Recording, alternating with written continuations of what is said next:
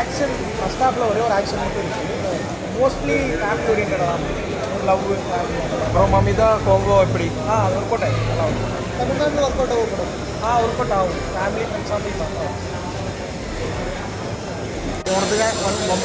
ഓണത്തിന് ഫാമിലി അടിച്ചു കയറാൻ പറ്റുന്ന സംഭവം. കോംബോ ഉണ്ട്, കോംബോ അടിപൊളി കോംബോ, അടിപൊളി കോംബോ. ഇതൊരു രക്ഷയില്ല. മമിതയുടെ അഭിനയം ഉണ്ട്, അടിപൊളി അടിപൊളി. സൂര്യ സാറാ രക്ഷയില്ല. മമിത തമിഴിൽ അടിച്ചു കയറുന്ന ഉറപ്പാണോ? അല്ല, ഓൾറെഡി ആണല്ലോ. ആണോ?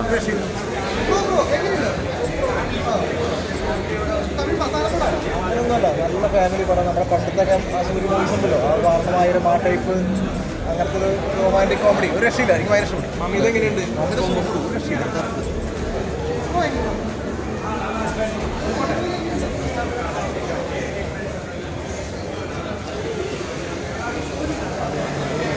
ഞെട്ടിച്ചു എന്ന് പറയാം. അവർ ക്യാരക്ടർ അത് കുറച്ചൊരു മീറ്റർ മാറിപ്പോയി കഴിഞ്ഞാൽ അത് ബോറായി മാറും. പക്ഷെ അത് മമിത ഭയങ്കരമായിട്ട് കയ്യിറക്കത്തോടെ ചെയ്തിട്ടുണ്ട്. അപ്പോൾ മലയാളി ഭാഷ എന്നുള്ള രീതിയിൽ നമുക്കൊക്കെ അവർ അഭിമാനിക്കാവുന്ന ഇതാണ്. അതായത് വിജയുടെ സിനിമ കഴിഞ്ഞ് ഇപ്പോൾ സൂര്യയുടെ സിനിമയിലും മമിത നന്നായിട്ട് ചെയ്തിട്ടുണ്ട്.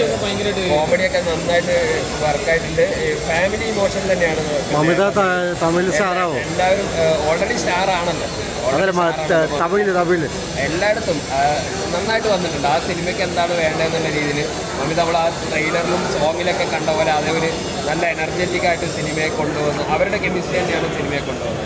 നല്ല എൻജോയബിൾ ആയിട്ടുള്ള ഒരു ഫാമിലി റൊമാൻറ്റിക് ഡ്രാമയാണ്. Okay, thank you. Family romantic ഡ്രാമയായിട്ടാണ് സൂര്യയും